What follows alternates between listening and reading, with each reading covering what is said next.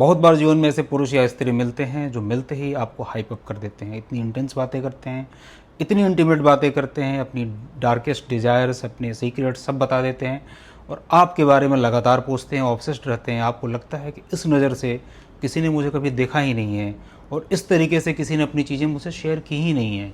तो आपका बिल्कुल अटैचमेंट हो जाता है, आप इंटेंसली उनसे जुड़ जाते हो। वो आपको हाइप अप करके आसमान तक ले जाते हैं। और फिर जब इसके मैनिफेस्टेशन की बारी आती है, किसी भी चीज़ का मैनिफेस्टेशन फिजिकल होता है, जब आपको सामने मिलना होता है, हाथ पकड़ना होता है, जहाँ पर बातों से निकल के आपको आंखों में आंखें डाल के पहली बार एक्सेप्ट करना होता है कि आपके बीच क्या है, वहाँ पर वो लोग फोल्ड हो जाते हैं। और जिस प्रकार से वो भागते हैं आपको यकीन नहीं होगा, आपको आसमान से सीधा धरती पर पटक देते हैं। वो नॉर्मल शब्दावली यूज़ नहीं करते, वो ये नहीं कहते कि मैं तुमसे नाराज़ हूँ या मुझे तुमसे बात नहीं करनी है।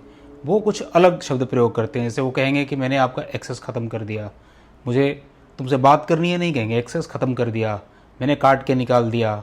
या फिर कोई जवाब न देना, ये कहेंगे कि मैं तो नाराज़ होता ही नहीं, मुझे गुस्सा नहीं आता, आई एम डन। अब पूछेंगे आई एम डन का मतलब क्या होता है, वो कहेंगे आई एम डन। लेकिन अगर आप पलट के नाराज़ हो जाएंगे कि तुम हो ड्रामेबाज, आई एम डन, फिर वो एंग्री होंगे।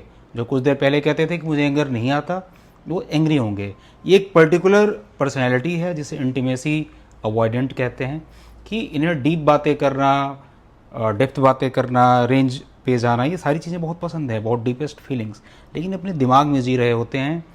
इसलिए इन्हें जो रियल इंटीमेसी होती है, जो मेसी होती है, बोरिंग होती है, कन्फ्लिक्टेड होती है, उसको ये फेस नहीं करना चाहते। जब तक आप शब्दों में जी रहे होते हैं तो दुनिया बहुत अच्छी लगती है। शब्दों से निकल के जब आप शरीर पे आते हैं तो फिर वहाँ पे आपको रियलिटी फेस करनी होती है। यहाँ पे ये लोग भागते हैं। आपने अनिरुद्धाचार्य के वीडियोज़ में ऐसे बहुत सारे लोगों को देखा होगा जो कहते हैं कि मेरी पत्नी मुझे छूने नहीं देती, या मेरे पति मुझे देखते नहीं हैं, नाराज़ भी नहीं होते, बोलते ही नहीं हैं। तो उन लोगों के साथ यही समस्याएं होती हैं और ये हमारे समाज में बहुत लोगों के साथ ये समस्या है। किसी बचपन की डर की वजह से, किसी कारण की वजह से, किसी ने इग्नोर किया हो, माँ बाप ने, परिवार ने, तो ये ग्रंथियाँ मन में बन जाती हैं, जिसकी वजह से बड़े होने के बाद भी ये डर ख़त्म नहीं होता। और इसमें सबसे ज़्यादा पिसता है अच्छा इंसान। जो बदमाश इंसान है वो तो मारपीट लड़ाई झगड़ा करके निकल जाता है, जो अच्छा इंसान है उसे समझने का प्रयास करता है, वो अपने दिल में काफ़ी दुख ले लेता है, तो वो सबसे ज़्यादा झेलता है। और ऐसे लोग सबसे ज़्यादा अच्छे लोगों को ही डैमेज करते हैं और ये एक चीज़ के एक्सपर्ट बन जाते हैं, अपने जीवन से सुंदर लोगों को धक्का मार के निकालने का, और अंततः किसी खराब आदमी के हाथ लगते हैं।